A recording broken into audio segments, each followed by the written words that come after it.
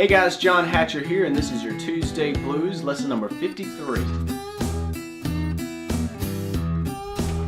This lesson we're going to continue working on the open G shuffle slide thing that we started back in lesson number 51. What we're going to do today is really flesh out the first 4 bars of a typical 12-bar blues progression, and I think you're really going to enjoy it, so stay tuned.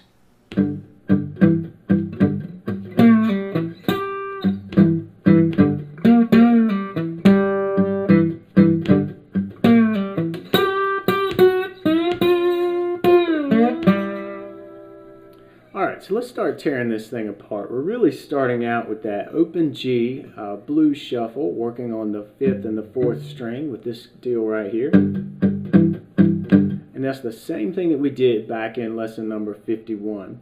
And the lick that comes right after that is very similar to that lick. If you remember, that lick started out with this 3rd fret, back to the 2nd fret, this is on the 3rd string, then the open 3rd string, and then come up here and catch this octave here on the 8th fret of the 2nd string. So that lick worked like this. We're going to add a level of difficulty to that basic lick. Same real idea, but we're going to make it a little fancier by introducing a new technique with the slide. We're going to slide back still from the 3rd to the 2nd fret, but we're going to pull off with the slide. This is kind of a different sort of technique if you're new to slide playing, but it sounds really bluesy, and it's done a lot in acoustic blues slide playing. So what we're doing is backing up from the 3rd to the 2nd fret with just one strike of the string, because then I'm going to pick up. And I'm kind of, you can tell the angle of my hand helps to create this pull off. I just kind of push it this way. It's kind of, that's the motion for me. You could, I guess, just pick straight up or go the other way, but the thing is that you really just want to get that note ringing nice and clear, that open 3rd string. So back to the lick, we're doing this, then we're hitting this 2nd fret with the slide on the 4th string, and this is a really quick note, because then we're going to jump way up here to that G note, 8th fret, 2nd string. Alright, and from there, that's actually the top of bar 2. So we're going to jump right back into that shuffle deal for a minute. Then there's a nice little answer to this lick that ends way up here in this register.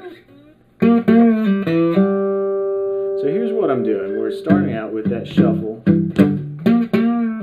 Then I'm doing a slide from the 2nd to the 3rd on the 3rd string, just like that, pretty quick. Then I'm doing that same little 3-2 pull off.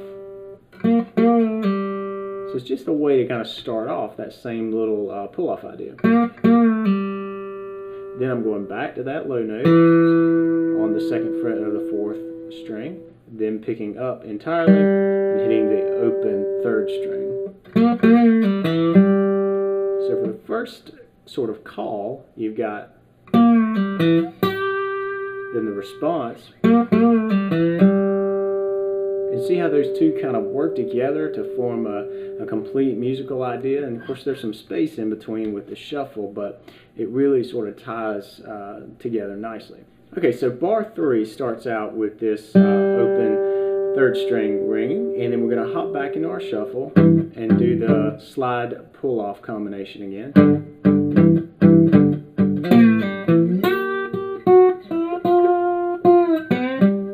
And then that's the full bar 4. So you notice that we did this, came right back up here just like we did in bar 1, but then we didn't stop and we didn't go back to the shuffle either. We did this nice little chromatic walk down. So when you get to this 8th fret note, hit it twice, back up to the 7th fret, hit it once, and then slide into the 6th, hit it twice.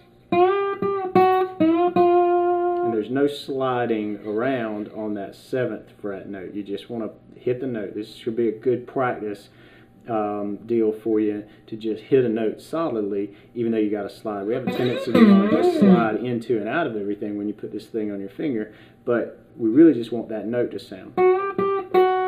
Just like that. And I'm sliding in from basically the 5th fret to the 6th fret to hit that last little section.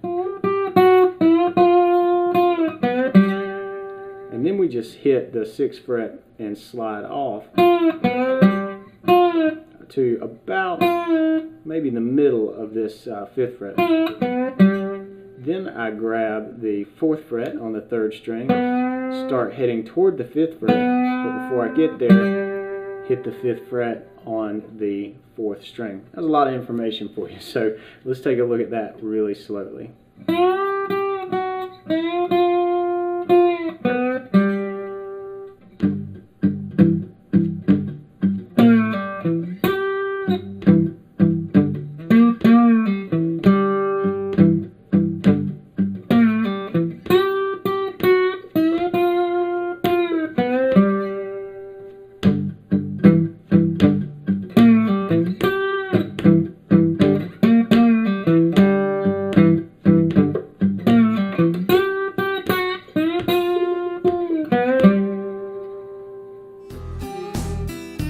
Alright, that's it for lesson number 53. I hope you dig it, and I hope you join me for future lessons when we walk through what to do with the 4 chord with the slide in hand, and then the 5 chord, and really put this thing together into a nice little tight blues package. And if you haven't subscribed to BGI's YouTube channel yet, go ahead and click subscribe now. And leave me a comment. I'd love to hear what you think about this. If you love this piece, you hate it, I'll take both sides of this thing. So go ahead and let me know what you think, and I'll see you in the next lesson.